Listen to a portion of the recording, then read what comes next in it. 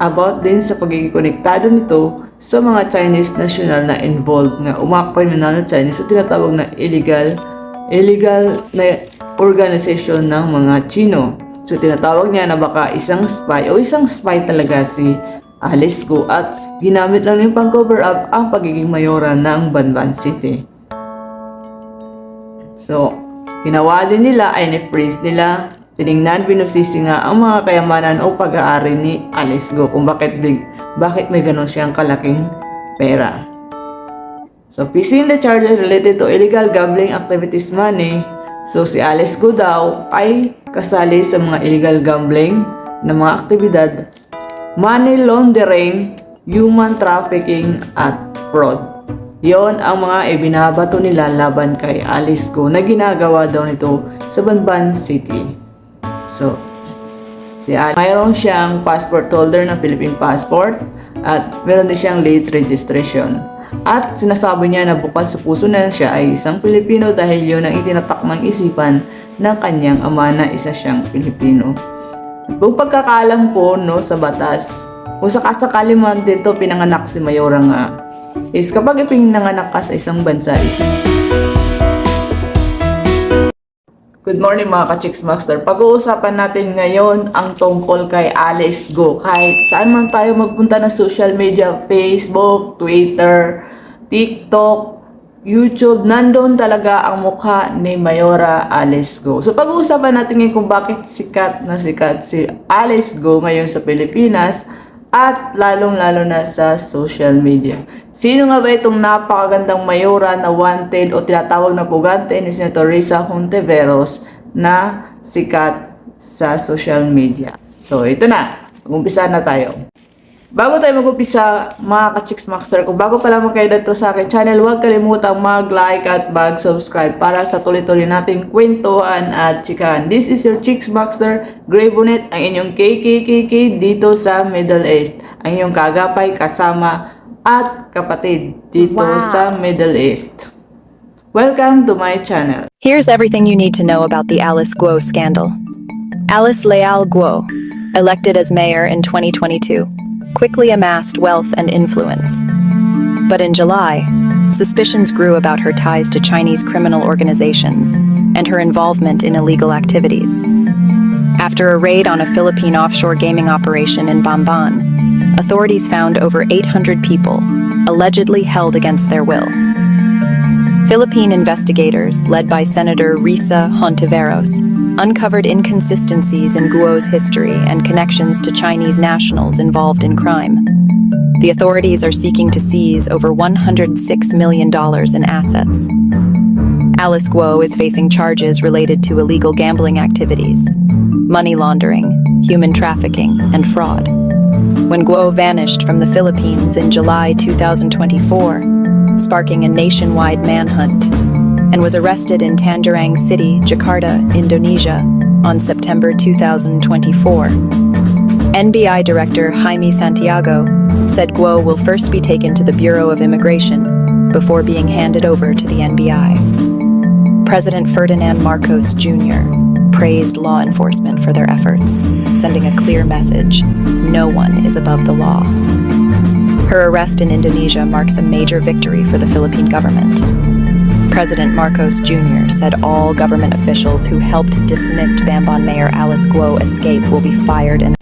Si Alice Guo, o mas kilala bilang Alice Leal Guo sa kanyang English name at Chinese name na si Guo Huaping, ay kauna-unahang female elected o babaeng mayora ng Banban, Tarlac City. So, na-elect siya noong year 2022. Si Alice Guo rin ay anak ni Li Wenye at Guo Jianzhong. So, na year 2022 rin is nag-upisa nga ang asenso garantisado ng Banban City. So, simula nung maupo si Mayor Alice Guo, kaya mahal na mahal siya na taga Banban, ay dahil sa malaking pagbabago na ibinigay niya sa mga taga Tarlac, taga Bamban. So, makikita talaga yung mga project na tinapos niya maging sa grupo ng mga AITA na naramdaman ang pagbabago mula kay Mayora. Naging active siya o naging magaling siyang public servant.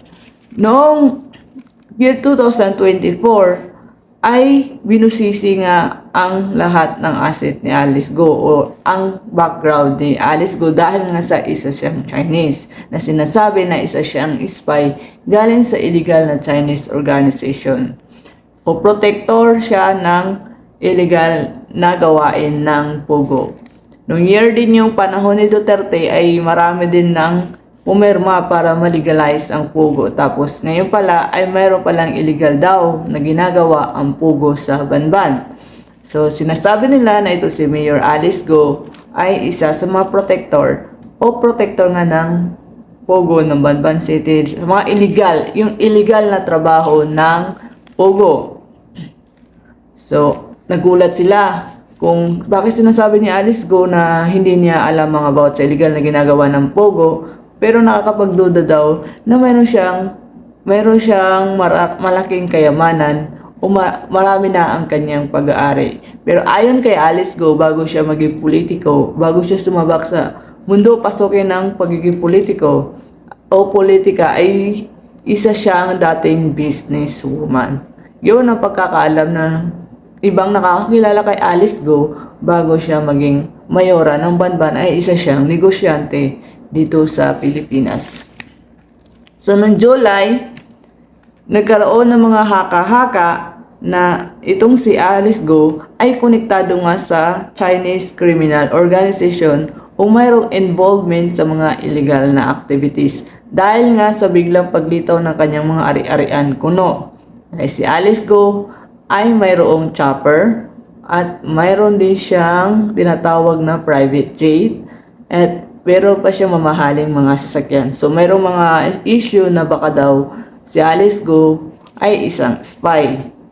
So, nung nagkaroon ng raid operation sa Banban, bayan ng Banban, kasama ang Banban authorities. At nagkaroon nga doon nga sa Pogo nila kung saan nakita ang mga operasyon ng mga the raid preparation of Banbok authorities found oversaw people allegedly against their will. So, ayun na nga, nagkaroon na ng mga pagdududa. So, ito nga pinangunahan nga ito, ang investigasyon na to, ang pagdududa na to ni Senator Risa Hontiveros, kung saan siya ang nanguna sa pagkakaroon o bumukatkat sa history nga ni Alice Go. About din sa pagiging konektado nito sa mga Chinese national na involved nga mga criminal Chinese o tinatawag na illegal na organization ng mga Chino. So tinatawag niya na baka isang spy talaga si Alice Go at ginamit lang yung pang-cover up ang pagiging mayora ng Banban City. So ginawa din nila ay ni-freeze nila. Tiningnan, binusisi nga ang mga kayamanan o pag-aari ni Alice Go kung bakit may ganun siyang kalaking pera. So, facing the charges related to illegal gambling activities money, so si Alice Go daw ay kasali sa mga illegal gambling na mga aktibidad, money laundering, human trafficking at fraud. Yon ang mga ibinabato nila laban kay Alice Go na ginagawa daw nito sa Banban City. So, si Alice Go nga ay umalis nga ng Pilipinas. So, pinatawag siya sa Senado, nagkaroon ng hearing para ipagtanggol ang kanyang sarili. So, para daw nakikitaan nila ng mga butas nga mga pagsalita ni Alice Go. So, si Alice Go, noong July, dahil nga sa takot niya sa nangyayari nga sa Senado, panggigipit sa kanya o pako-question sa kanya, is noong July is lumabas siya ng Pilipinas o tumakas siya at nagkaroon ng nationwide manhunt. So, last balita nga, si Alice Go ay naaresto sa Tangerang City, Jakarta, Indonesia. Ngayong buwan lang to, September 2024. So, pinangungunahan ng pag-aresto kay Alice Go pagsundo sa kanya ni NBI Director Jaime Santiago will go first taken to the Bureau of Immigration. Yun daw, si Alice Go ay hindi basta-basta natin makukuha o makukuha na kapulisan. Subalit, dadaan pa ito sa Bureau of Immigration before mapunta sa NBI. So si BBM, si Pangulong Bongbong Marcos, praise the enforcement. So, pinasalamatan niya nga ang sandatahang lakas ng Pilipinas, lalong-lalo na ang Indonesia sa pagkipagkunita nito sa paghuli nga sa pugante kuno na si Alice Go. At sinasabi niya, no one is above the law. So, after that, ito nga si Alice Go, si Inday Alice Go natin, ay napunta na nga dito sa Pilipinas. Dinala na siya dito sa Pilipinas. At ayaw nandun siya sa Manila. So, naaresto nga itong si Alice Go. At pagka-aresto ni Alice Go, ang tinataguri ang pinakamalaking history success na nagawa ng PNP o ng Philippines government. So, ito din si Pangulong Bongbong Marcos natin ay sinabi niya, nagbanta siya na lahat ng konektadong opisyal na tumulong sa pagpupuslit o pag-alis ni Alice Go, lalong-lalo na sa Banban City, ay matatanggal sa trabaho o kakasuhan. Tatanggalin at kakasuhan. So, ating bubusisiin ngayon, ito mga nakalap kong informasyon, kung makatotohanan, o inyong malalaman ang aking opinion nga tungkol nga sa nangyari dito nga sa ating mayorang si Alice Go. O totoo nga bang konektado siya o spy siya ng Chinese illegal organization? At saan nga ba nanggagaling ang kanyang mga kayamanan o assets? For me guys, walang karapatan ang Senado na arestuhin si Alice Go. So, para sa akin, ang nangyayari kasi kay Alice Go ngayon is ang problema lang niya ay isa siyang Chinese. O isa siyang banyaga. Pero di ba nga, kung sino pa yung banyaga, kung sino pa yung ibang lahi, sila pa yung kadalasan na tumutulong o nagpapakita ng malasakit sa ating mga kababayan sa Banban, Tarlac City. O kahit saan pa man, di tulad ng tunay o purong-purong Pilipino, ay kung sino pa yung tunay na may dugong Pilipino, dugong makabayan, kuno, sila pa yung talamak magnanakaw sa kaban ng bayan. At sila pa ang walang kwentang mga public servant na tumatakbo para lang yumaman, para lang mangurap. While yung mga banyaga katulad ni Alice Go, katulad nga na sinabi ko kanina, nung naupo na si Mayora Alice Go ay nagkaroon ng malaking pagbabago sa Banban City, kung saan ang Aita ay nagkaroon ng karapatan na makapasok o magkaroon sila ng kalayaan. Kaya nga mahal na mahal si Alice Go ng mga Aita sa Banban, sa bayan ng Banban. So yun, nag-aalsa ngayon ang bayan ng Banban para ipagtanggol ang kanilang mayora na siyang kauna-unahang elected mayor na nagparamdam sa kanila ng tunay na pagbabago. So ngayon sa Banban City ay yung dating munisipyo na color pink, yung asenso garantisado ay tinanggal nga ng Banban City para daw wala nang konektado ito sa mayora. Napaka naman ng gobyerno natin. Is kahit real talk na tayo dito, no? Kung sino pa yung nagmamalasakit sa atin ngayon, sino pa yung nagpapakita sa atin ng pagbabago at gustong umangat tayo ng mga Pinoy, yung Pilipinas, sila pa yung hinihila pababa. So, I'm not talking about sa mga politician na hinahired natin. Ewan ko ba bakit binubuto natin ang mga yan. Tayo di kasi mga mukhang pera din tayo, di ba? Kapag nabili ka ng vote buying, uso-uso yun sa eleksyon, ipinagbebenta mo ang iyong boto para lang sa magkano? 500, 1,000. Tapos, 6 na taong pagdurusa. So, sa kalagayan ni Alice Go ngayon, hindi ko questionin si Alice Go. At hindi ako kilala ni Alice Go, hindi ko kilala si Alice Go, hindi ako taga-Banban, wala akong kamag-anak taga-Banban. Pero nakikita kong ginawa nilang panggigipit kay Alice Go. Sa mga nakikita ko video sa TikTok sa mga kabutihan ni Alice Go, makikita ko na mabuti siyang tao na hindi totoo na isa siyang spy.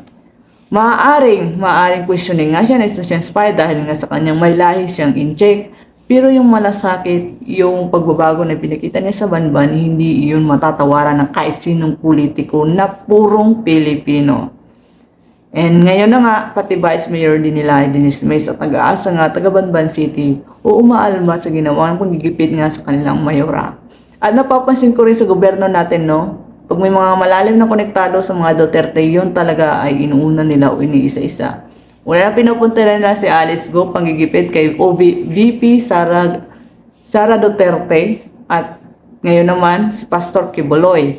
So, naisip ko na iniisa-isa nila o gumagamit sila ng paraan nga para nga mapabagsak ang mga Duterte. Dahil ang mga Duterte, konektado talaga ito sa mga Duterte. Ang siyang may malaking threat nga sa ambisyon nila na kunin ng buong buo ang Pilipinas. And for about naman doon sa illegal na pugo o mga illegal aktibidad sa Banban, at sa kayamanan nga ni Mayora is, ang buong pagkakaalam ko nga is, di ba nga nabanggit doon na si Mayora ay isang dating negosyante at nagbibenta nga ng mga lupa. So, kukwestiyonin na naman ng gobyerno paano nagkaroon ng kalupaan. Ang sa aking pagkakaalam din, itong si Mayora ay dito daw lumaki o nag-aral sa Pilipinas. At mayroon siyang passport holder ng Philippine passport at meron din siyang late registration. At sinasabi niya na bukal sa puso na siya ay isang Pilipino dahil yun ang itinatak ng isipan ng kanyang ama na isa siyang Pilipino. At buong pagkakaalam ko no, sa batas, kung sakasakali man dito pinanganak si Mayora nga, is kapag ipinanganak ka sa isang bansa is magiging taga-roon ka, magkaroon ka ng citizenship. Katulad ng, halimbawa sa akin, ipinanganak ako sa Amerika, magkakaroon ako ng American citizenship at magiging American passport holder ako. And kahit Pilipino ako, yung mukha ko Pilipino, malaki ang mata ko, kahit ano pa man, as long as pinanganak ako sa Amerika, is American citizen ako. Na ngayon, si Alice Go, kung ipinanganak na siya dito sa Pilipinas, magiging Filipino citizen siya. Magiging dual ang citizenship niya. Magiging Filipino siya. Kahit mukha siyang inchik o wala na siyang makita, isa siyang Filipino. And meron nga lumalabas-labas din na about nga sa kanyang ari-arian o ulitin ko, ang kanyang ari-arian ay si Alice Go nga ang dating negosyante. Ngayon, kung ikaw ay isang negosyante o nagbibenta ka ng lupa, tapos ibinenta mo yung lupa mo sa isang tao, and then, yung tao na yon is may iba palang gagawin sa lupa mo, pagtatayuan o pagtataniman niya ng mga illegal na gawain ng yung lupain, may karapatan ka pa ba? Wala ka ng karapatan doon kasi nga ibinenta mo na yung lupa mo. Wala kang karapatan na busisiin kung ano yung ginawa ng bumili doon kasi hindi ka na konektado sa property na yon. Ngayon ginagawa ng gobyerno daw ay yung daw lupa ay kay Alice Go. So ibig sabihin ba noon? Sabi ni Alice Go, ibinenta niya yung lupa na yon. So ibig sabihin ba nung kasalanan pa kung ikaw na nagbibenta, kasalanan mo pa na hindi mo inalam yung pinagbentahan mo ng lupa, kung ano ang gagawin niya dun sa lupa mo. Hindi ba wala ka na doon kasi ibinenta mo na, tapos na yung obligasyon mo sa lupa na yon. Katulad na lang ng nagpaparenta ko, nagbibenta ka ng kondo. Example natin to. Pag ba nag-i-example tayo, nagbibenta ng kondo, ibig sabihin ba nun, yung bibili sa condominium unit natin, kahit binili na niya sa atin, is liable pa ba tayo sa gagawin niya doon sa unit na yon? O mananagot ba tayo doon? Kung ganun na rin lang, huwag na tayong magpaupa, huwag na tayong magbenta ng mga units. Dahil ganun parang mangyayari. Dahil hindi natin alam na baka bangag pala itong papasok doon. Tapos tayo pa ang mananagot na imbis kasalanan niya, kasalanan mo na rin. Ganun ang Pilipinas. Ganun ang bagong Pilipinas ngayon. So, para sa akin, it's all about Duterte's plan. Di ba nga may mga plano sila na pabagsakin ang mga Duterte dahil napakalaki ang threat sa kanila, ang mga Duterte. Na kapag bumalik sila at makuha nila pinakamataas na posisyon, ay yari na naman sila. At sino pa yung mga Duterte haters? Sila pa yung mga dati na natamaan ng mga drug war. Yung mga nasalanta ni Pangulong Duterte, ngayon yun ang mga kumakalaban sa kanya. So ngayon nga ito si Alice Go ay takot na humarap sa Senado. Paano ka ba naman harap kung ginigipit ka nila? Hindi ka pa nakakapagsalitaw na tatapos ang isang sentence mo. Panibagong pasok na naman ng katanungan. Hindi mo pa natapos sagutin. Ang isasagot mo, nangalahati ka pa, naratol ka pa, na nervous ka ba, tatanungin ka naman. So, at ito nga si Mayora ay nakakatanggap din daw ng death threats. Marami nagsabi-sabi na baka gawa-gawa lang yung death threats. Paano maging gawa-gawa yan kung si Mayora nga mismo ay takot siyang pumasok sa Senado dahil nga baka hindi natin alam. Ayaw ko magsalita ng patapos, baka nandoon sa Senado ang pinakamalaking kalaban niya o nagkaroon o nandoon sa Senado na yun sa pag-hearing na yun ang gumagawa ng mga death threats laban sa kanya. So naiintindihan ko si Mayora na to. So para sa akin, on my own opinion, hindi ako magagalit kay Mayora, hindi ko siya po-questionin. I can't hate Alice Go. Ganun lang yung kasimple. I can't hate Mayora. Dahil nakita ko rin, nasaksihan ko, hindi man ako taga-Banban, pero nakita ko ang pagmamalasakit ng taga-Banban sa ginawa sa mayora nila.